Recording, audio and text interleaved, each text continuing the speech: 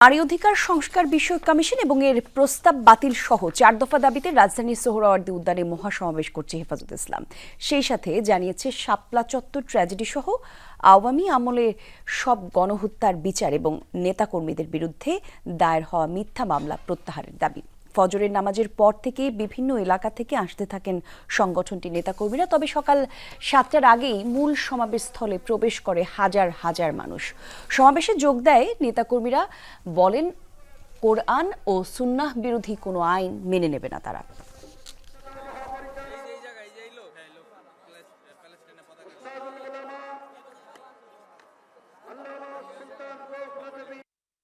আমাদের মাঠ আলহামদুলিল্লাহ কানায় কানায় ভরে গেছে।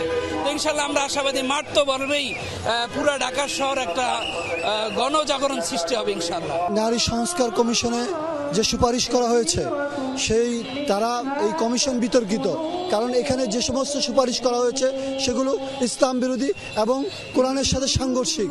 বাংলাদেশের থেকে এই নারী নীতি যেটাকে তারা প্রধান উপদেষ্টার কাছে যেটাকে পেশ করেছে, এটা বাংলাদেশের তৌহিদি জনতা প্রত্যাখ্যান করে ফেলেছে।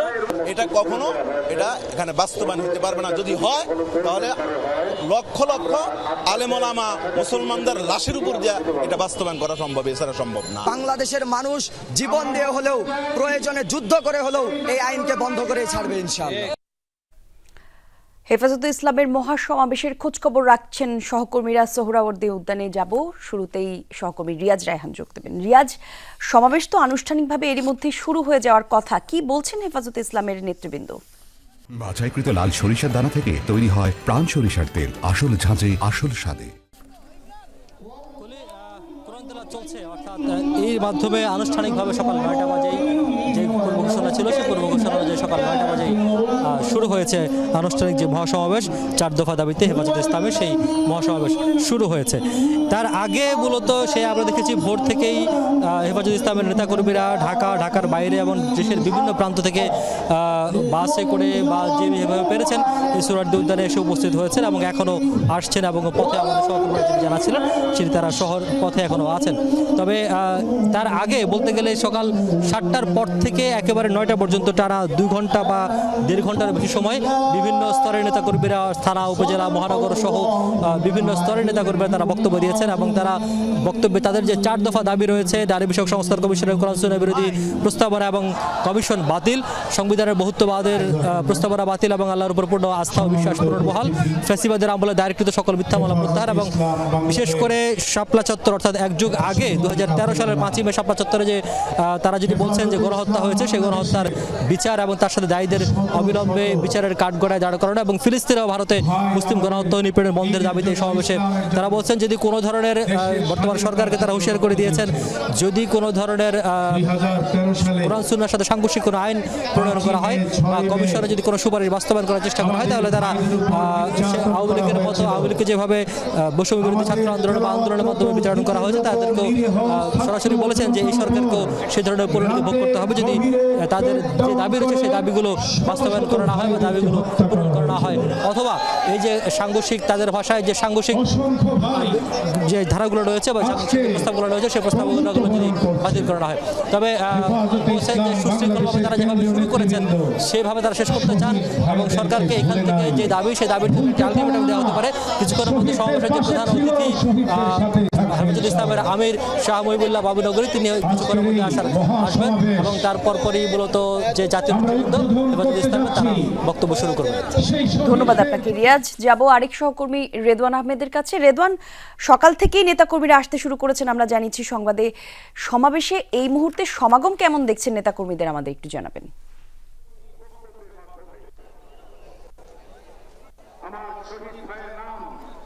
সকাল থেকে কিন্তু যে সোহরাওয়ার্দী উদ্যানে যে আসার পথ, সেই পথ জুড়ে কিন্তু আমরা দেখেছি মানুষের যে সমাগম। সেখানে মিছিল নিয়ে বিভিন্ন বাসে, ট্রাকে করে যে যেভাবে পেরেছেন তারাই সেভাবেই কিন্তু আসলে এই সমাবেশ স্থলে আসার চেষ্টা করেছেন এবং সকাল 8টার পর থেকেই কিন্তু আমি এই মাঠে অবস্থান করছি এবং তারপর থেকেই যেটি দেখা যাচ্ছে যে তো এর আগে থেকে কিন্তু আসলে মানুষরা কিন্তু এই মাঠে আসা শুরু করেছেন এবং এখন বর্তমানে যে অবস্থা এই মাঠের পুরো মাঠ কিন্তু একরকম লোকে লোকারণ্য হয়ে গেছে এবং যতগুলো প্রবেশ পথ আছে এই মাঠের সবগুলো মাঠের প্রবেশ পথ দিয়ে কিন্তু মানুষজন এখনো প্রবেশ করছেন এবং আমরা দেখতে পাচ্ছি যে এই মূল যে স্টেজ ঘিরে কিন্তু পুরো মাঠের প্রায় অর্ধেকটা জুড়ে কিন্তু মানুষজনের অবস্থান এবং তাদের বেশ কয়েকজনের সাথে আমরা কথা বলেছি এবং সবাই যেটি বলছেন যে হেফাজতে ইসলামের যে 4 দফা যে দাবি সেই দাবির সাথে কিন্তু তারা সবাই একমত পোষণ করছেন, অর্থাৎ ইসলাম এবং তার কোরআন এবং তার পরিপন্থী যে কোনো কিছুই তারা কিন্তু এইরকম কোনো সংস্কার তারা কিন্তু মেনে নেবেন না এবং এছাড়াও শাপলা চত্বরের যে গণহত্যা সেই গণহত্যার বিচার সহ মোট 4 দফা যে দাবি তাদের সেই দাবিতে কিন্তু তারা এখানে একাত্ম হয়েছেন। আমি যদি একটু দেখাতে চাই যে পুরো এই ময়দান জুড়ে কিন্তু তারা বিভিন্ন ধরনের পতাকা নিয়ে হেফাজতে ইসলামের, প্যালেস্টাইনের এবং বাংলাদেশের বিভিন্ন রকমের পতাকা নিয়ে তারা জড়ো হয়েছেন এবং বিভিন্ন প্ল্যাকার্ড দেখা যাচ্ছে তাদের হাতে যেখানে বিভিন্ন রকমের স্লোগান লেখা আছে এবং এই পুরো সোহরাওয়ার্দী উদ্যানের যে উদ্যান ঘিরে কিন্তু মানুষের যে সমাগম সেটি কিন্তু একেবারেই কম নয়। এখনো যে কয়েকটি প্রবেশদ্বার রয়েছে সেদিক দিয়ে আসলে মানুষজনের প্রবেশ কিন্তু এখনো অব্যাহত আছে এবং প্রবেশ করছেন মানুষজন। দেখা যাচ্ছে যে মানুষের যে ঢল প্রবেশদ্বার ঘিরে সেটি কিন্তু এখনো রয়েছে।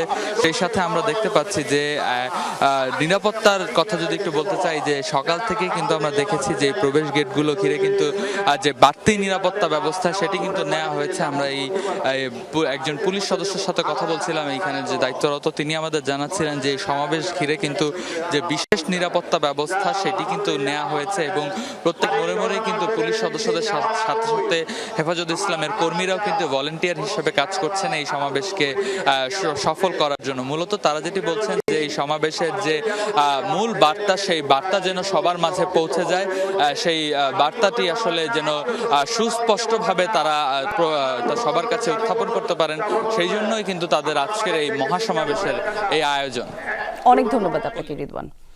দর্শক, আমাদের আরেক সহকর্মী রাব্বি সিদ্দিকী অপেক্ষা করছেন অনেকক্ষণ ধরে। রাব্বি, সমাবেশে প্রচুর নেতাকর্মী এসেছে, আমাদের 2 সহকর্মী জানাচ্ছিলেন যারা যোগ দিতে এসেছেন হেফাজতের নেতাকর্মীরা তাদের দাবির বিষয়ে তারা কি বলছেন যদি আমাদের একটু জানাতেন।